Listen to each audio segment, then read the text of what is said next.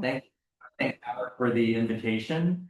Thank Howard and Ellen for their hospitality during this visit, and really everyone I've met from dinner last night to brunch today. Everyone's been so warm and engaging, and just seeing this crowd here, it's a really special, remarkable thing we have in this community, this interfaith these gatherings where you're engaging over these really rich intellectual topics. I think it's something to admire, and I admire it very much.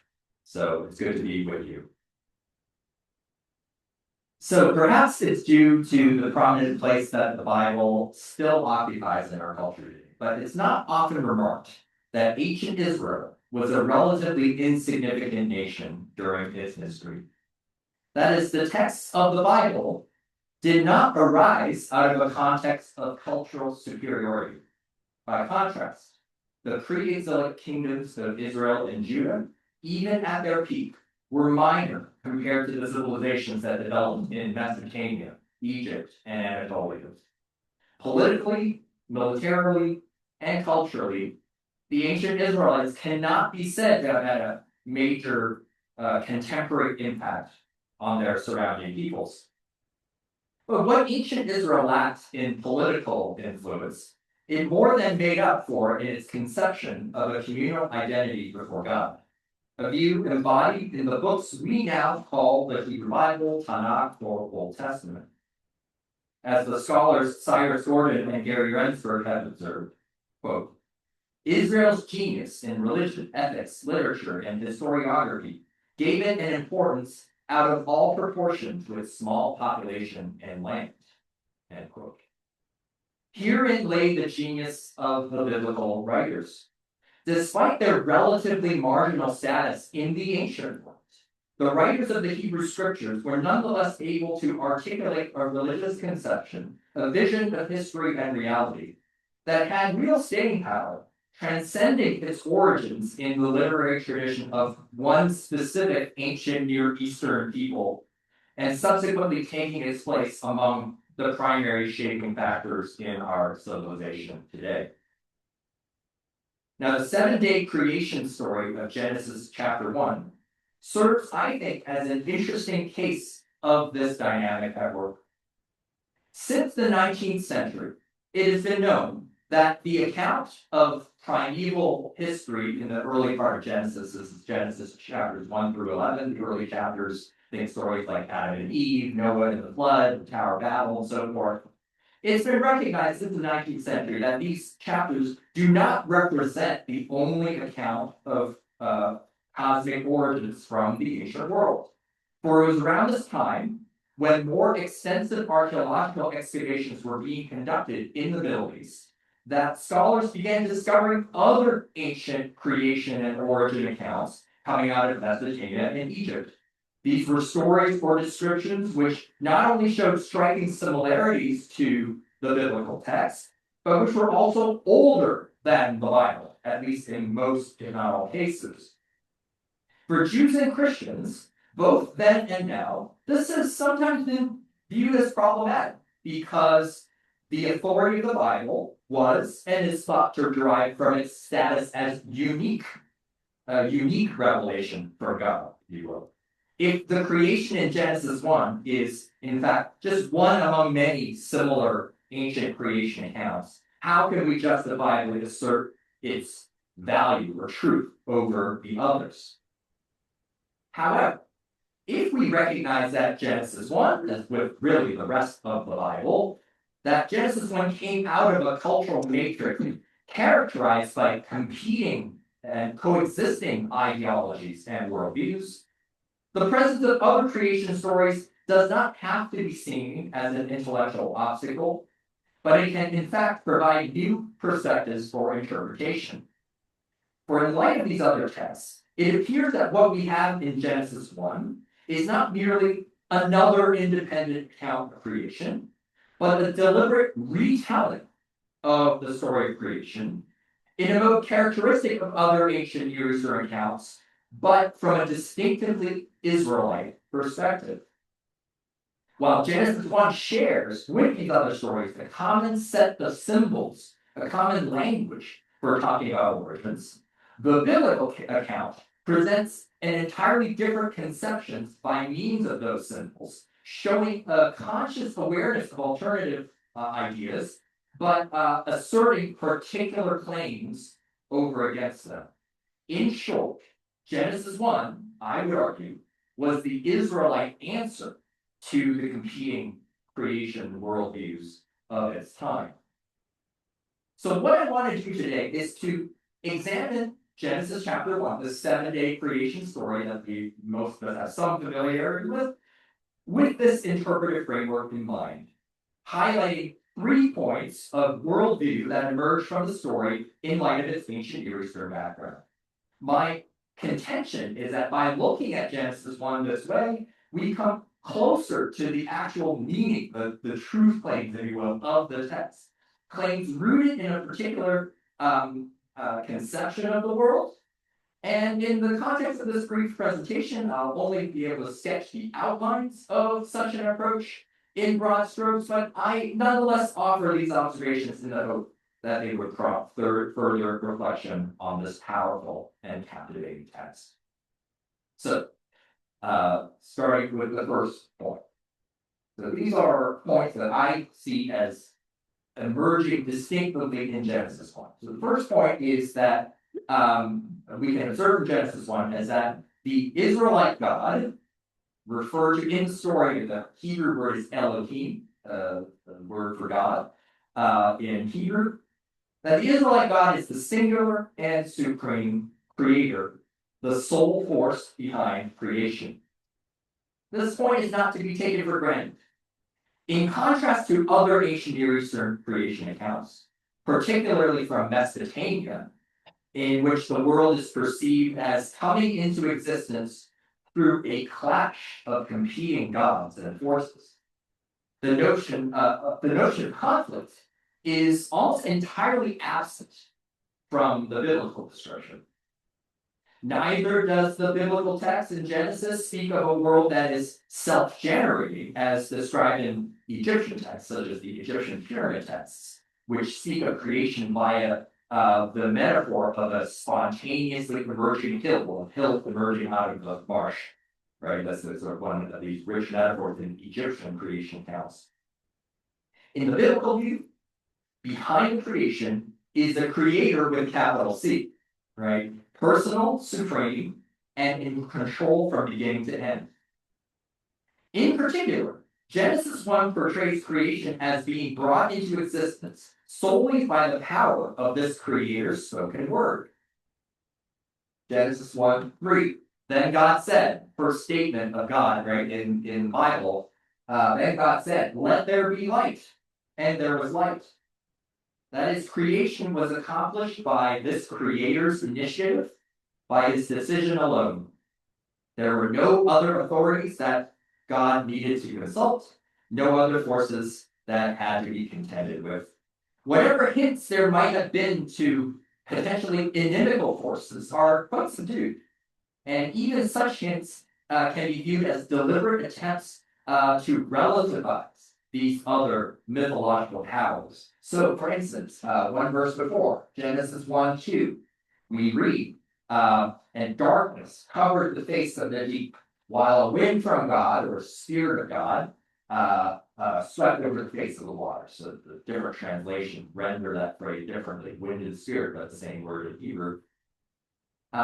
So the waters, the idea of waters, right, the sea in particular, in ancient Near Eastern thought, typically represented a dangerous, hostile force. They were the preeminent symbol of chaos, a force which had to be restrained in order to protect life. So, for instance, in the so-called storm god versus the sea motif, this is like a story pattern that we see all throughout the ancient Near East. Different storm gods, and a storm god is a deity, a god who controls the thunder and lightning. Control and rainfall is essential for agriculture, right? So the storm god battles the sea and achieves victory. This motif is known across the ancient Near East, from Egypt to Syria to Mesopotamia. In that story, Stability in creation is achieved through the defeat of a god or goddess that represents the sea.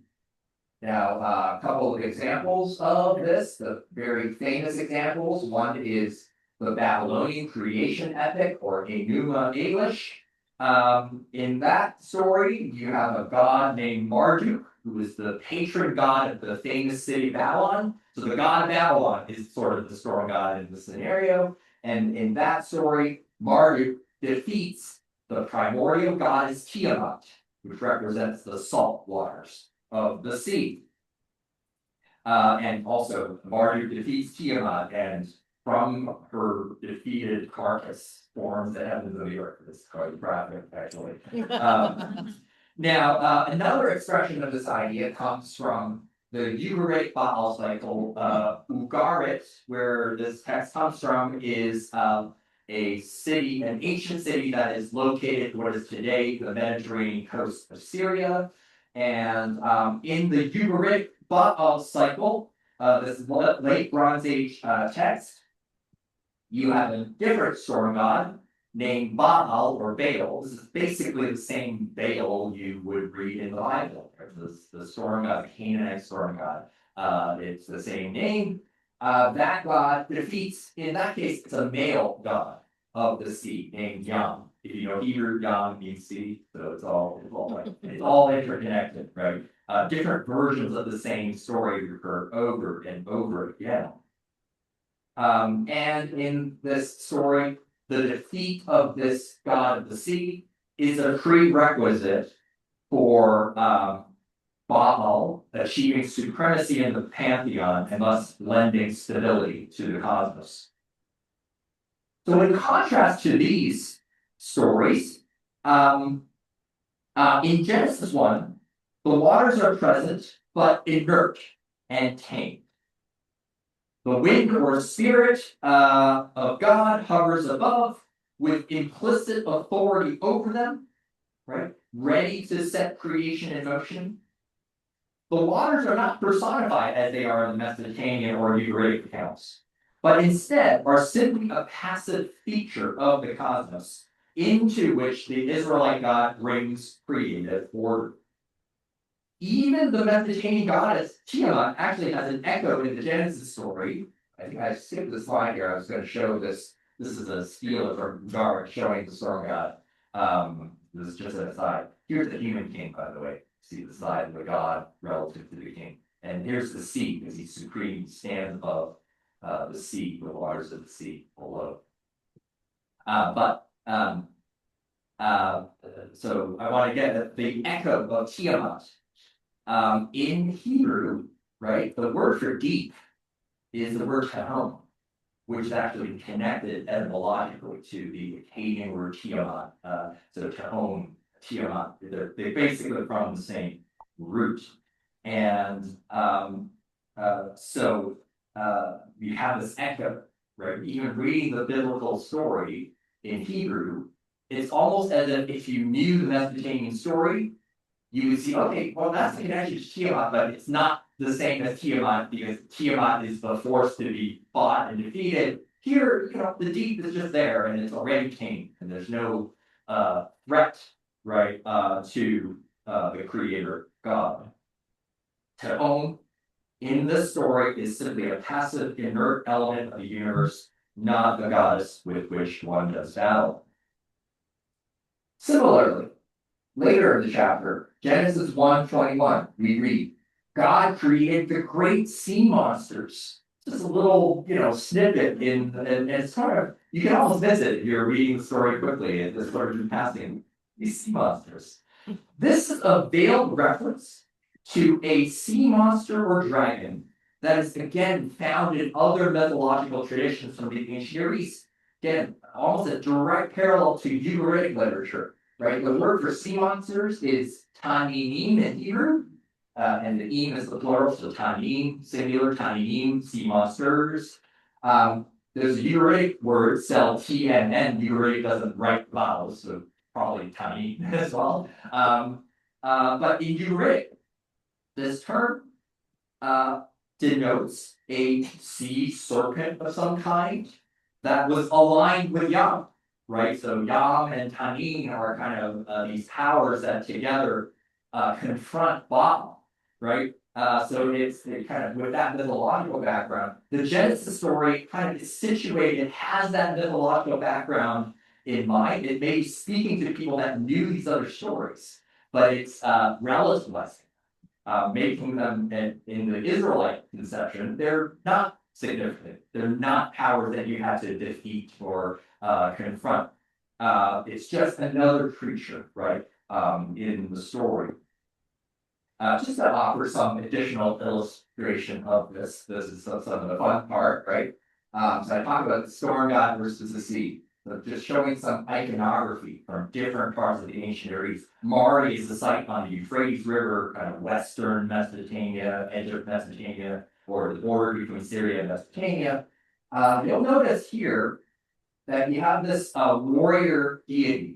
So the stele I showed before, Baal is a warrior deity. So that's typically how the storm god is portrayed. He's a young warrior. He's got warrior garb. He's got a weapon. Because it's sort of like the weapons are the thunder and lightning, right? So he's depicted as a warrior. So this is probably a storm god figure who has a weapon and is sort of defeating the waters that are flowing out of the mouth of a serpent.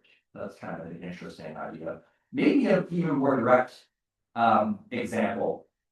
Another warrior deity. This comes from the Old Assyrian period, 1800 to about 1600 BCE. Another warrior god with a weapon defeating the mouth of a serpent. Okay, so we see this over and over. Like it's not an accident. These are the same ideas, right?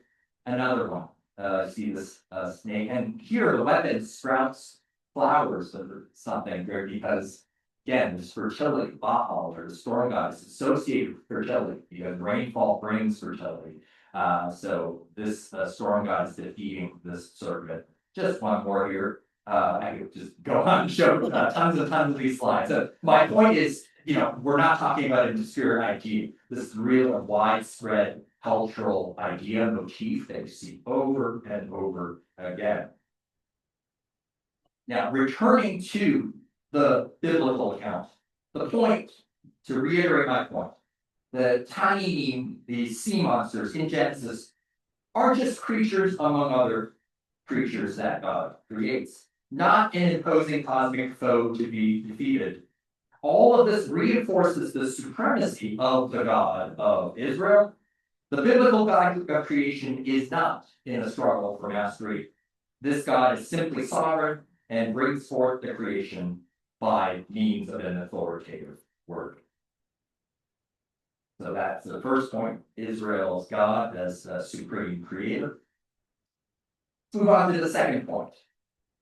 The intrinsic goodness of creation. Creation is intrinsically good. This point really follows from the first, I think. And it's this, that creation in the biblical view has an inherent, intrinsic goodness. It is good because God created it as good.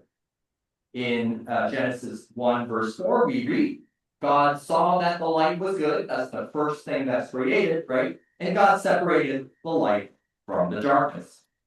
This phrase, God saw that the light or something else was good, is a refrain that shows up, not by accident, 7 times in the first chapter of Genesis. There are a lot of 7s and 14s and multiples of 7 if you read the Hebrew. There's a very deliberately and carefully constructed story, so I don't think it's an accident that this phrase occurs 7 times exactly.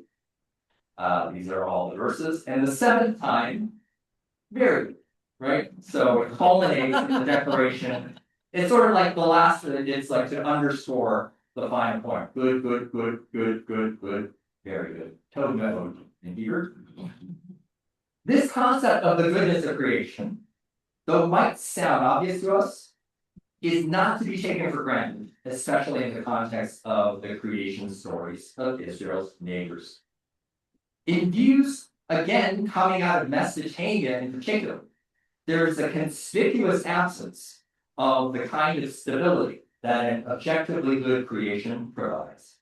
In the aforementioned Babylonian creation story, Enuma Elish, which is one of the most extensive creation accounts we possess, the world originated this way. I'm just like condensing a very long, complicated story. First, there was a mixing of these primeval fresh and salt waters, and they're called Apsu and Tima. They're personified as a male and female deity. You have these waters that mix to produce other gods, and there's multiple generations of gods, until a subsequent generation of gods starts making noise, and this noise disturbs the sleep of Apsu, and Apsu gets angry at the noise. Apsu, in response, hatches a plan to destroy these noisy gods, only to encounter another god, Ea, spelled E-A, like Ea, the god of wisdom, who intervenes by casting a sleeping spell on Apsu, and then killing him. Okay, so Apsu is murdered by Ea, defeated. This, in turn, is followed by a second round of conflict among the gods, in which the goddess Tiamat, so the wife of Apsu, she avenges his, or tries to avenge Apsu's death. However, in response, the other gods, they don't want to be killed, so they call their champion, Marduk, god of Babylon, who meets Tiamat in direct battle and defeats her. I could go on, but you get the idea, right? A lot of conflict, a lot of chaos. There's certainly a process. Perhaps you might say there's a kind of emergence of order in a longer period of time, coming in a roundabout way.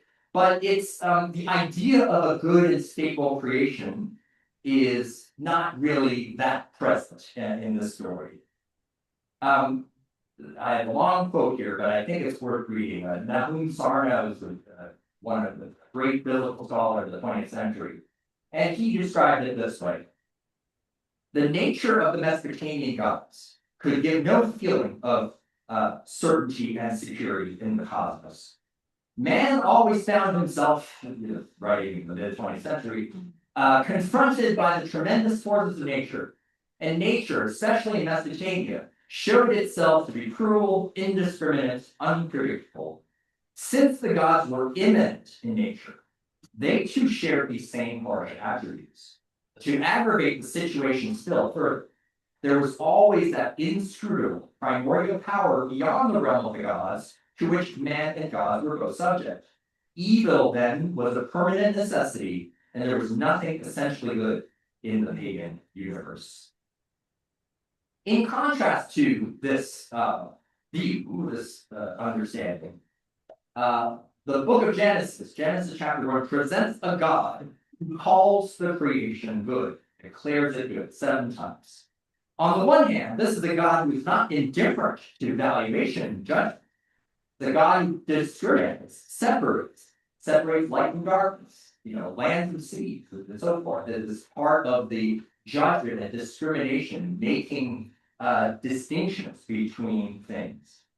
And light from darkness, this is an important distinction, right? Darkness, like the waters, symbolizes what is hostile to God, what is inimical to human life. So this action of separation is actually befitting a good and moral God. So Genesis then, on the one hand, reveals to us a God who is not indifferent to judgments of relative goodness. On the other hand, the creation that God brings into existence is good, indeed very good. This creation in aggregate is not random. It's not intrinsically hostile. It is purposeful and part of a divine plan.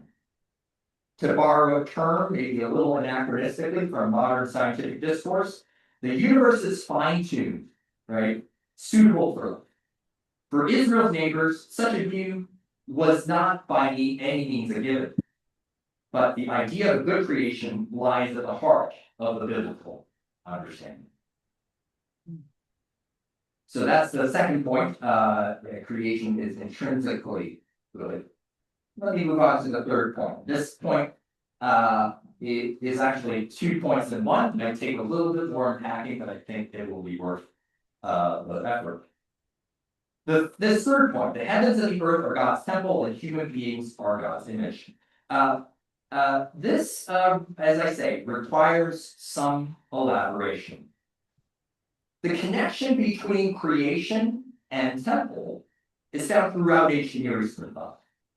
For one thing, in the ancient Near East, temples, and this by temples I mean these are the places, the locations, the house where a god was viewed to live, and where one would venerate that god. You go to make offerings, or you bring your sacrifices, and you meet with this deity, right? Now, temples in the ancient Near East were understood and depicted as a sort of microcosm of the world. If you think, for instance, those of you who know other parts of the Bible, Book of 1 Kings, the building of Solomon's temple, if you read the accounts of that, the palm trees, the open flowers, pomegranates, the bronze seat in the courtyard, the descriptions of the Temple of Solomon were like other ancient temples in that it was meant to depict the creation, right? It was a microcosm of the world, right? So temples reflected the broader kind of creation, if you will. Moreover, in ancient Near Eastern origin accounts, we sometimes find in accounts like narratives about creation, we find the building of a temple or palace as a culminating act of creation. So again, in Enuma Elish, I keep going back to this story because it's a really important creation story from Mesopotamia.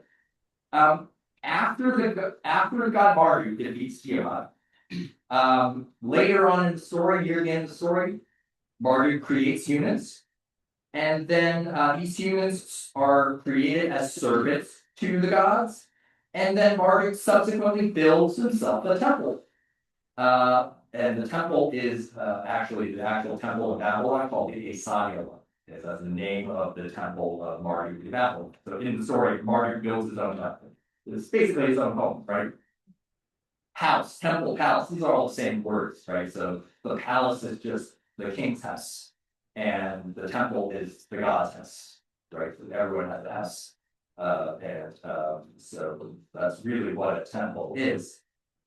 So this is part of a more general motif where also after a king defeats his foes in battle, process of securing that dominion involves building a palace. So just kings built after they achieve victory, they build his own palace. God completes an act of creation or some sort of act of victory, builds himself a temple. Now, coming back to how does this relate to Genesis? Genesis 1, we see an important reconfiguration of this temple motif. In Genesis 1, the creation is not the prelude to the building of a temple. Rather, the creation itself in its entirety is God's temple. The heavens and the earth are the domain of God's abode, right, and sovereign rule. This concept is actually particularly clear in another famous verse from the book of Isaiah. Isaiah 66, verse 1 reads, "Thus says the Lord, heaven is my throne, and the earth is my footstool. What kind of house would you build for me? What sort of place for me to rest?" Just visualize that. Heaven is the throne, the sky above. Earth is the footstool, right? So ancient thrones, like a throne a king would sit on, you have a chair and then you have a footstool. Okay, that's how thrones were made. But heaven and earth are the throne and footstool. So we're talking the entire cosmos, right, is the throne and the space in which God occupies. And so I think this is coming from the same idea that we find in Genesis 1. In Genesis 1, we have the entirety of creation portrayed as God's temple, as the realm of God's rulership. Now, this idea is reinforced in the culmination of the story on the seventh day, in which God rests from his work. So there's 6 days of work, 1 day of rest. Again, this is not rest because God is tired. It's not like he's exhausted after 6 days. it's just like what a king does, right? You defeat your enemies and you rest to declare that you've achieved what you've achieved, right? It's not you're tired, it's a culminating act, right? So similarly, God creates in 6 days and rests to enjoy the creation and achieve, declare supremacy. Now then, how do human beings fit into this creation? This, I think, is actually the most exciting part of this idea. Day 6, right, of these 7 days are the focus of where humankind enters the picture. Genesis 1, 26 through 27, some of the two most famous verses of the Bible, okay? So in this translation, I've been using the NRSV, the New Revised Standard Updated Edition here. So this is how it reads. Then God said, let us make humans in our image, according to our likeness, and let them have dominion over the fish of the sea, and over the birds of the air, over the cattle, and over all the wild animals of the earth, and over every creeping thing that creeps upon the earth. So God created humans in his image. In the image of God, he created them. Male and female, he created them. In the image of God, right? So we have this word image, our image in God's image. This is another place where really the ancient Near Eastern context is crucial for our understanding. The Hebrew word for image in these verses is the Hebrew word tselem. Okay? And this word occurs quite a lot in the Bible, elsewhere in the Bible, and it's commonly referred to, I think most commonly referred to, or is used to refer to, physical images or idols. So like a statue of God. That's mostly what itself is, right? At least most typically. These are statues which might have been made of gold or silver or some other kind of metal, even wood, and they were used in the context of temple worship. In the ancient Near Eastern world, every place, right, every city might have had its local god or goddess, local manifestation of a deity, and the temple of that place would have been the home of that god or goddess. And in turn, idols, the statues that physically represented these deities, were common, and many of them have been uncovered by modern archaeologists. So just even a few examples. So this is a famous example of a god from the site of Megiddo. I did my PhD at Chicago. Chicago was the place where all of the excavations of Megiddo were conducted for a number of years. They discovered this statue of a seated god, presumed from late Bronze Age, presumably. This would have been a kind of statue you would imagine in a temple. When you enter the temple, there would have been an altar kind of at the end of it, and maybe the statue of the god would represent that deity's essence and presence. And you might have offerings and other ritual acts done for that deity. So this is what I mean by a statue or idol or an image, right? This is what ancient readers would have pictured. This is another even more striking example. This is at the top of a long cuneiform text from Mesopotamia, the Neo-Babylonian period. What this text talks about is a fascinating account, a historical event in ancient Babylonia. Nabu-apla-iddina is the Babylonian king. He declares that for centuries before his time, the sun god, god of the sun and sky, named Shamash, they had somehow, because of warfare in previous centuries, they had the image, the statue had been destroyed, and they had not replaced it. Okay, and over these centuries, all they had was the sun disk, which was the image, and apparently they needed to have the sun god sort of reveal the proper way to create the image, right? Create the statue in order for them to do it. This is talking about during the time of this king, they suddenly found across the river, they found an ancient kind of example of the what the image was supposed to look like. And so the high priest was able to recreate the statue of the gods, the god Shamash. He's depicted as gigantic because again, the gods are depicted in these visual elements as larger than life. But and they have the sun disk in front of it, and you have the high priest, the king, and another attendant approaching the god. The point is that the statue, the image, was the focal point of the ancient temple, and it wasn't just an inanimate statue. This really was viewed as the physical and spiritual presence of that deity. Now, so we have this background, right, of these images. But we also, if you know the Bible, you also know that ancient Israel had this unique ban on the use of images, right? 10 Commandments, you shall not make yourself a graven image, right? This was a distinctive inflection of ancient Israelite religion. Israel's affirmation of one God made it unthinkable to worship the idol of another deity. So that on the one hand, it's a ban against other gods.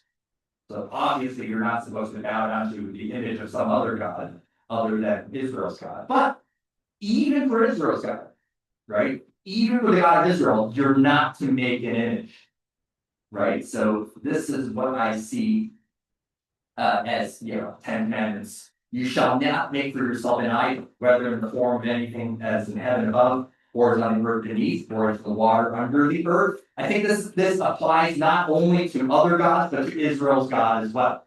The idea is maybe like there's no way to fully capture the essence of Israel's God in a statue. So it's notable that both in the Israelite tabernacle, as we see it in the early chapters of the Bible, and in Solomon's temple, there was no statue. There's no idol in any Israelite sanctuary. The closest thing we have is the Ark of the Covenant, which is a box, right? It's got the 10 Commandments inside, it's got the manna. That's not an image, right? That's actually, based on comparison with other ideas, that was actually meant to represent the footstool of God. And so the presence of God was supposed to be above, right? So I think there's a verse in First Chronicles that mentions the ark as the footstool of God. But the point here is there was no actual image of God in either the tabernacle or the temple. Now, when we come back to Genesis 1, maybe you see where I'm going with this, right? In the context of the heavens and the earth being God's temple, where's the image? Human beings are the image. It's not a physical temple where you have an altar. Every human is the image. Every human being is the presence and representation of this Israelite God. Even though the Israelite tabernacle and Solomonic temple had no handcrafted images of God, every time a person walked into it, there was God's image. In other words, human beings are not only made in the image of God, we are made as the image of God.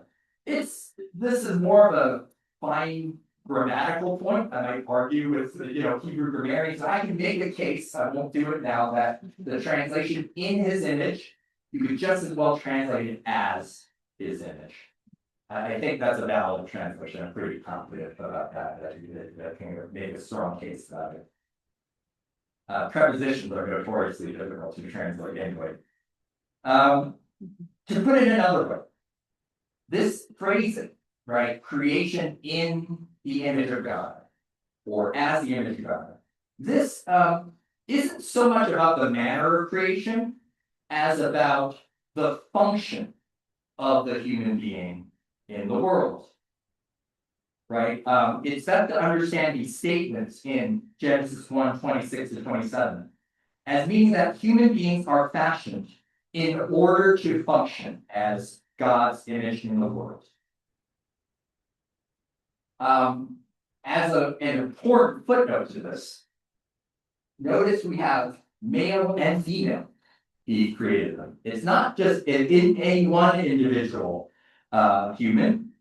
It's male and female together. So this lends a kind of community aspect to this idea. No one individual, no one gender even can fully capture what the Israelite God represents. That somehow you need the full community of human beings in order to fully represent God's image. In the biblical conception, then, there is a sense in which the collective community of human beings reflects God in a way that no single individual is capable of doing. To conclude, I think a good place to conclude. It is clear that the biblical account of creation, on the one hand, shows an awareness of various literary motifs, symbols prevalent in the other ancient accounts of ultimate origins. It's just, I've only picked out some of them. I could go through verse by verse and just pick out almost every verse. There's multiple allusions to other creation accounts. At the same time, Genesis 1 is its own creation. Part of the fun. By reconfiguring these motifs and symbols, by putting them together in a unique way, emphasizing certain points and making others less prominent, the author of the story was able to put together a powerful theological statement about ultimate origins. Now, I've only today been able to articulate very broadly the kind of interpretation of Genesis 1 that I think takes seriously this situatedness in its ancient Near Eastern context. But I do want to, I hope I've illustrated a broader interpretive principle that to be situated in a cultural environment does not imply an unimaginative adoption of its ideas. From time to time, biblical scholars sometimes fall into this trap. You speak of the Bible borrowing from Mesopotamian accounts, borrowing from this or other story. In some cases, that language is accurate or somewhat accurate.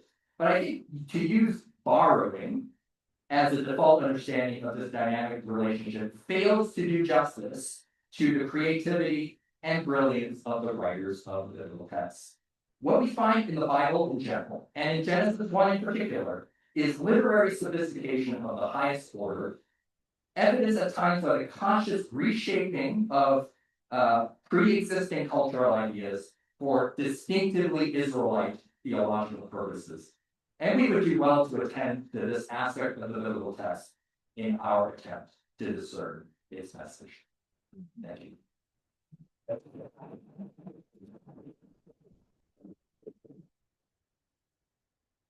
We're grateful to Dr. Land for his lecture, and if you have questions, where the hands are raised. If you would stand to issue your question. Thank you. And my question is twofold. Yes. First of all, are these all being developed contemporaneously? In other words, at the same time? So the Israeli God does not come afterwards, but at the same time as these? And secondly, does it reflect the culture does the formation of God reflect the culture already there? In other words, the warlike gods versus the God that sees creation as good. So, very good question. And it's a tricky question because we are limited by the evidence we have.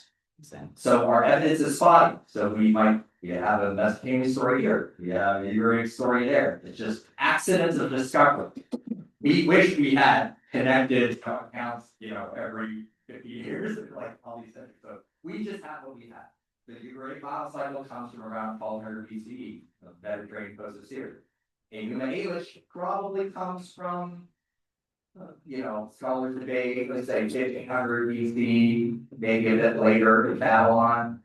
Now, I tend to, I think in most cases, these other ancient Eastern accounts are pretty clearly earlier than Genesis one. The dating of Genesis one is self-contested, but I think pretty reasonable to say that that's the later account. So I think it's more plausible that the writer Genesis one knew of these other accounts rather than the other way around. In fact, I didn't leave this in my main presentation because I think it's more speculative. Think about the Babylonian exile. So some scholars think that Genesis 1 was actually written during the Babylonian exile. That means Hebrew speakers were exiled to Mesopotamia. They were brought into direct contact with these Mesopotamian accounts. That I think would be one explanation for why they actually are responding to Enuma Elish or something similar to it. And they are saying, no, we have our Israelite story, it's different in this way. So that's the first part of the question. Now, the second part of the question, do stories directly reflect their societies? I think every one of these societies also had multiple accounts.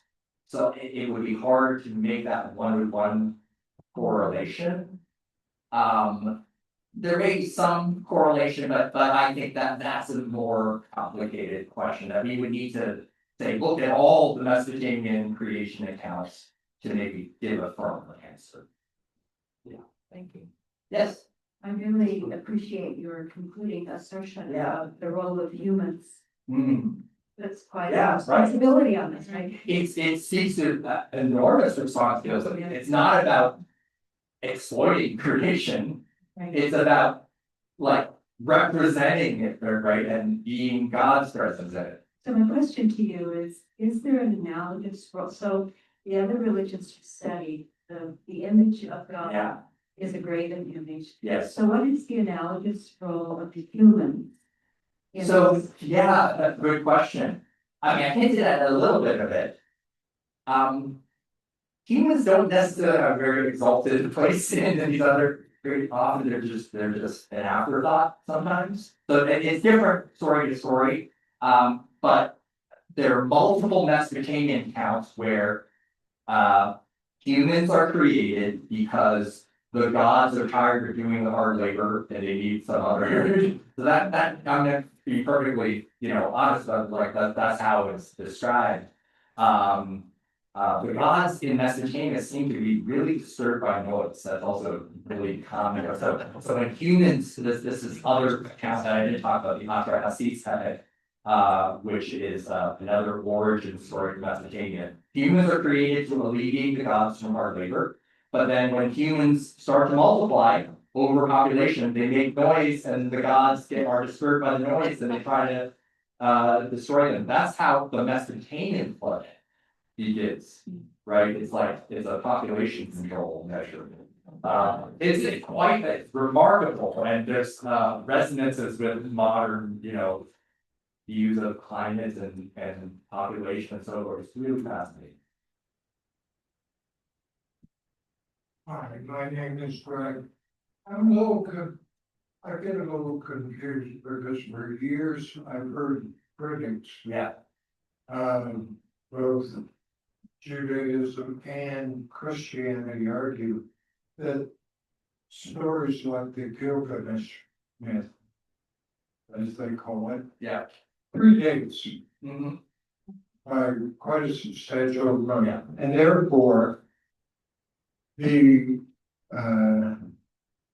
Hebrew prodigal is derivative and therefore inauthentic. It cannot be considered as the word of God because it's a derivative live, what they call it.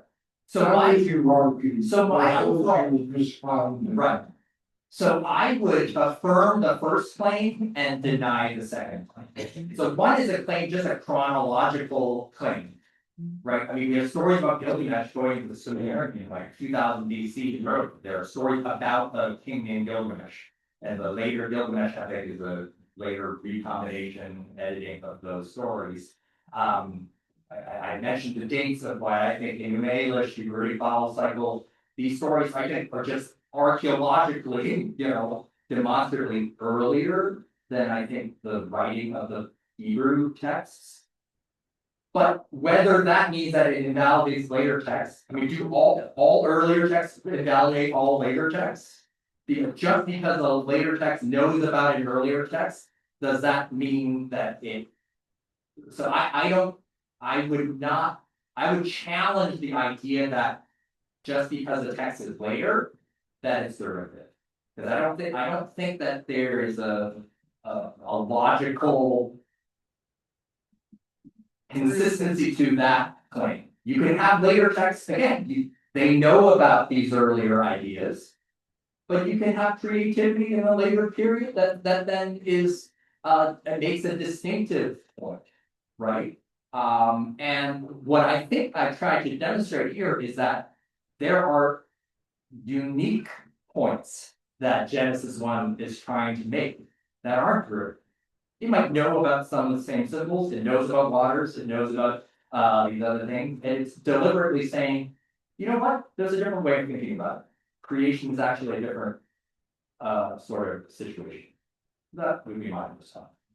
Okay, thank you. Yeah, thanks. My name is Garrison Myers, and I first of all thank you for this presentation. It makes me realize how unprepared I was for college when I got lectures like this all the time, and how much more I would have gotten out of them if I were able to do it all over again. So my question is, it's your presentation of God as kind of a benevolent God, who imposes order on in creation. Yeah. But you can see how evil would be a part of the other creation stories. I mean, the universe is a cruel place. Yeah. I guess my question is, how does evil find its way into the Judaic tradition and understanding of mankind? And, I guess the first sort of services in the Adam and Eve story, where they disobey God. Right. Are there any hints of that in this creation story in Genesis? Great question. I think there are hints of it, right? So I think it's a matter of emphasis and a matter of degree. So I mentioned again the waters and darkness. So the thing with waters is they're kind of there at the beginning, right? Like God didn't create the water; they're already there somehow. Not said where they are. So creation, and this is where point of continuity with other ancient Near Eastern accounts.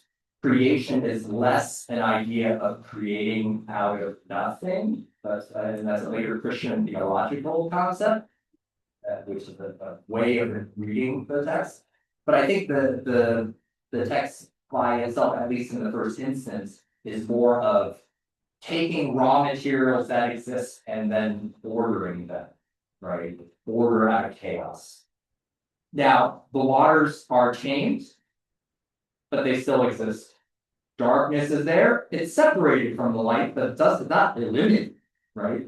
It's still, there's the threat of it. That's, the realistic way of reading Genesis 1 is you have this really good and wonderful ordered creation, the product of a creator done with intention.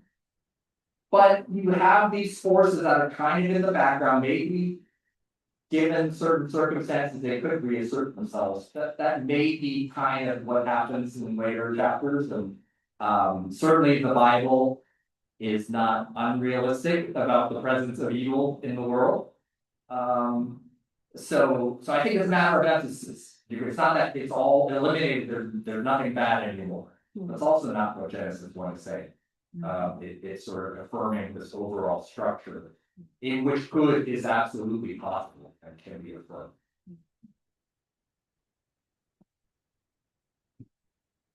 My name's Mark. You mentioned the difficulty in pronouns. Yes. Is there a difficulty in the us and the I? Yeah. I didn't even mention that, right? God speaks in the first person plural. Is Let that us. royalty? It's, yeah, I mean, it's royalty, I mean, the word, I mentioned the word God, Elohim. In Hebrew, that's a plural. It's the same word for gods with a small g. We talk about the other gods, the other nations, those are Elohim as well. It's just, languages are funny things. Why this same word, that's a plural word, is sometimes used to refer to the other gods of the other nation, and sometimes is clearly unambiguously referring to the one God Israel. So there's a plurality, if it's, so plural majesty is one way of explaining it, I guess even, kings and queens of England refer to themselves in the plural sometimes. So sometimes plurality kind of has this royal connection. So that's one way of explaining it. But you're right, there is a first person plural, let us. The other way that scholars have explained it is that there are angels and other divine beings that are in the present that just aren't mentioned explicitly, but implicitly in the picture. That God is speaking to, with these other angelic or divine beings, semi-divine beings in the presence that say, let us make humans in our image. That's what you might be getting at. Because Yeah. So then, but there's no way to prove it one way or the other, to limit the reading one way or the other, if they're both possible. Yeah, thank you. We're limited by our human. Yeah, of course. David here. In the iconography, Yeah. using, the sea was represented by the serpent. Right, Okay. yeah, right. Is there any connection between the image of serpent and that iconography? You're right, well, I think you could argue in that direction now, there's other possibilities, right? But certainly there's a very clear precedent for serpents being part of this kind of evil side, like, the good side, good creator. So it's not an accident. I think it would align very well kind of with this idea of why is this kind of an evil, tempting figure portrayed as a snake. Snakes do tend to fulfill that role. There's other possible arguments, but I think that's certainly a very likely possibility.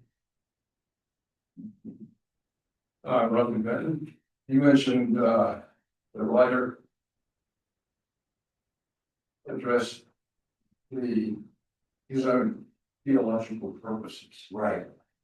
Yahweh has been weaponized Yeah. against the enemy, and he has been feared. And so what are the theological purposes you refer to? Theological purposes of, let's say that of the writer of Genesis. oh, okay. Did you say that, Roughly?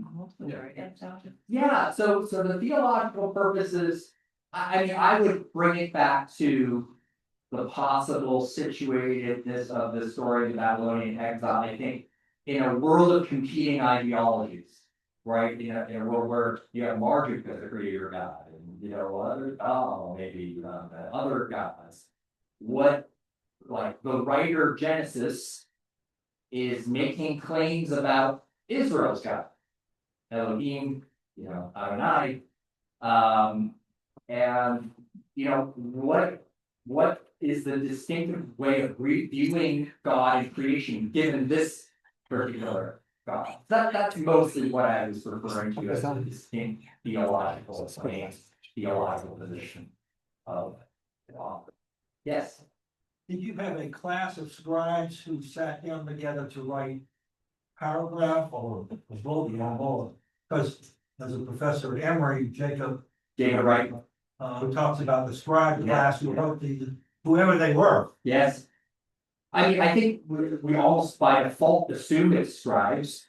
Right. I mean, literacy was not widespread in the ancient world. I mean, I think throughout most of antiquity, we're talking, 5% of the population or less. Most people were like subsistence farmers, and they maybe could write their name, and that's about it. literary products like this were products of scribal schools, scribal, perhaps attached to the king, perhaps, in other cases, but, so definitely there's a scribal background. Well, thank you. Thank you. For coming. Okay. Thank you so much for broadening our understanding. That's something we always thought we knew about, but we didn't. And bringing horizons, I think you reach a lot of people and some people will remember your talk for a long time. Appreciate it. Thank you. Thank you.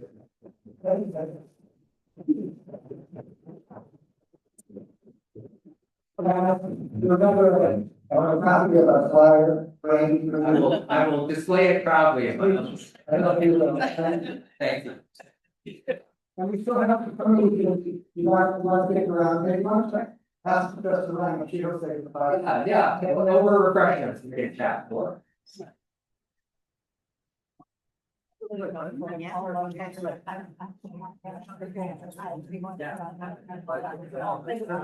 Well, mine's on my phone. Oh, I found most of the quarrels and I.